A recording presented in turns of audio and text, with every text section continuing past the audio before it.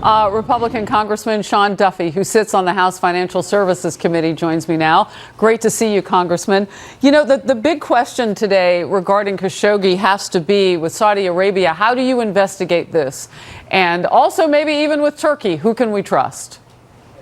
Well, listen, I think we have to try to get them both to partner together to do this investigation. But an investigation is key. I mean, as a former prosecutor, I want to see the facts, and I want to know who's responsible. I want to know who ordered the killing, if there was a killing. It appears that there was. And so once we have those facts before us, then we can make decisions on how we deal with Saudi Arabia and the killers. But I think a lot of people, and a lot of people in the media on other networks, are rushing to judgment when we don't know who, what, when, where, why. Rushing to judgment. I mean, we first saw from Saudi Arabia a denial and then a changing story. I mean, with all fairness, right. They've kind of put our president in an unthinkable position to have to talk with the king about a murder. I mean, we're not forcing anybody to rush to judgment. We just want the answers and the truth. No, listen, I agree with you. Of course we want the answers, but we have some people who are calling, that we have, a resignation of the crown prince. They're going to radical extremes, I think, in calling for, people to leave office in Saudi Arabia when we don't know what involvement was in place by their different leaders. And by the way, let's be honest about this, Harris. I mean, in the Middle East, this isn't Kansas. I mean, they publicly lash people. They behead people. If you steal, they cut people's hands off. They don't operate by the same standards that we do in America. And it's not just Saudi Arabia. It's the whole region.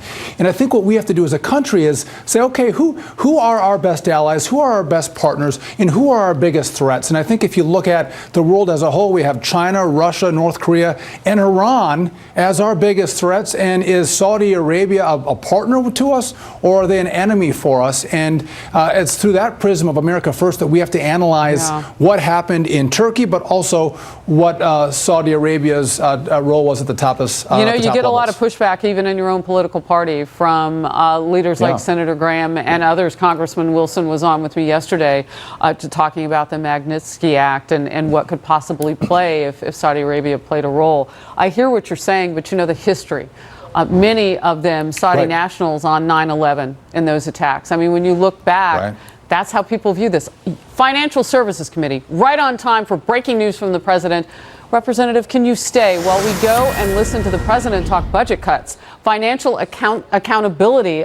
He wants each of his cabinet members to do something for him in terms of financial accountability in our government. He wants to cut some of that bloat. Let's watch together. I'll be very happy with what I'm going to say. I might as well leave the press to say it because it'll put more pressure on all of the people gathered around our table. I'm going to ask each of you to come back with a 5% budget cut from your various departments, whether it's a secretary, an administrator, whatever. I'm going to ask everybody to come back with a 5% cut for our next meeting. I think you'll all be able to do it. There may be a special exemption, perhaps. I don't know who that exemption would be. If you can do more than 5, some of you will say, hey, I can do much more than 5. I've heard about the penny plan for 15 years. 1 penny every year per dollar. 1 penny every year. After 4 or 5 years, the country's in good shape. I'm saying, let's not do the penny plan. Let's do the 5 penny plan. I think you can do it. So I'd like to have everyone sitting around the table, your incredible domains that you preside over so brilliantly in some cases very well, some cases brilliantly. I would like you to come back with a 5% cut. Get rid of the fat. Get rid of the waste. And I'm sure you can do it. I'm sure everybody at this table can do it. It'll have a huge impact. Last budget, we had to go because of the military. We had to fix our military. Our military is in the process of being fixed. Planes are being made, boats are being made, ships are being made, missiles, rockets, everything. Our nuclear is being brought to a level that nobody else can even imagine. Pray God we don't have to use it, but there'll be nothing like what we have. And there is nothing like what we have. And that's why I did that. I made deals with the devil in order to get that done, because we had to improve our military. Our military was depleted. that was in bad shape, are great people in the military, hadn't received a wage increase in more than 10 years. Now they're getting an increase, first time in more than 10 years. So I wanted to do that, and in order to get that done, because the Democrats won't vote for the military, they don't like the military, they don't like law enforcement, they don't like borders. We see what's happening with the border, where people are coming up in caravans and we have to stop them, even though the laws are terrible. The laws are terrible. Our laws are terrible. They're a laughing stock all over the world. And we're supposed to stop people with laws that aren't very good. But we're doing better than anybody else could possibly even think about. But I'd like you all to come back with a 5% cut. And I think if you can do more than that, we will be very happy. There are some people sitting at the table, I'm not going to point you up, but there are some people that can really do substantially more than that. Because now that we have our military taken care of, we have our law enforcement taken care of, we can do things that we really weren't in a position to do when I first came. So we'll see you at the next meeting. I'll see you many times before. I'm sure I'll speak to all of you during this term. But that's a very, very important request that I'm making of everybody sitting around this table. It's tremendous amounts of money, and it's something that we can do, and I believe we can actually do it easily. So rather than go by the penny plan, we'll call it the nickel plan. At least it'll be a one-year nickel plan. We may do another nickel plan next year, too. Thank you all very much. To the press, thank you very much. Appreciate it. The Defense Department, sir, with the 5% cut? We know what the budget, the new budget is for the Defense Department. It will probably be $700 billion. So it's 716, it was 700, 716, and that's a very substantial number, but it's defense. It's a very important, I mean, to us, without defense, maybe the rest of it doesn't mean very much. But if you know, it was at 520 a very short while ago. And the reason I brought it up to 700 and then 716 was to build new ships. We're building new incredible submarines, the finest in the world, most powerful in the world, anywhere, ever. We're doing things that we have never done on this scale. So that included a lot of rebuilding of our military. So despite that, I'm going to keep that at 700 billion defense. Okay? Can I ask you? The Saudis are investigating themselves, essentially. What do you think about? No, they're great, very talented people. They're not investigating themselves. They're going to cut costs. These are all talented people. They have now been here long enough to be able to do this.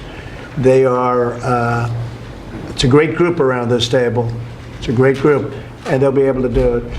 And when you add this and couple this with what Larry Kudlow said about how well we're doing, where is Larry? Here he is, sir. I mean, Larry has to be very happy when he hears this. You didn't even expect this, right? Did you expect this, Larry? It's actually happening bigger and faster than I thought. Yeah. I mean, this is part of it. This is all part of it. I just couldn't do it last year because of the fact that we had to do our military. Our military was in really bad shape. You had planes that couldn't fly. You had military that was really in a ridiculous situation. So that's what we had to do. So what they're doing is they're doing it themselves. Okay, any other questions? What's your take on Steve, go ahead. You said that the Chinese want to make a deal, but you told them they're not ready. I told them they're not ready yet. No, because they've made too much. We have rebuilt China, just so you understand. Our country has rebuilt China with their hard work and genius also. But how our country has allowed itself to lose $500 billion a year and much more than that is ridiculous, So it's hard for them to do a deal because they've had it so good for so long. It's a very hard thing for them to do. But we have a very good relationship with China. I have a great relationship with President Xi, and I think you'll see something happen that's going to be good for both countries, okay? Thank you all very much. I appreciate it. Thank you. Thank you. Wow, making government a little bit smaller. Financial responsibility. The president today looking at each cabinet member and saying, I need for you to look for 5%. Some of you, I look around the table, you could do better than that. 5% at least, though, in the next year. He's calling it the nickel plan. They have to find a place to cut.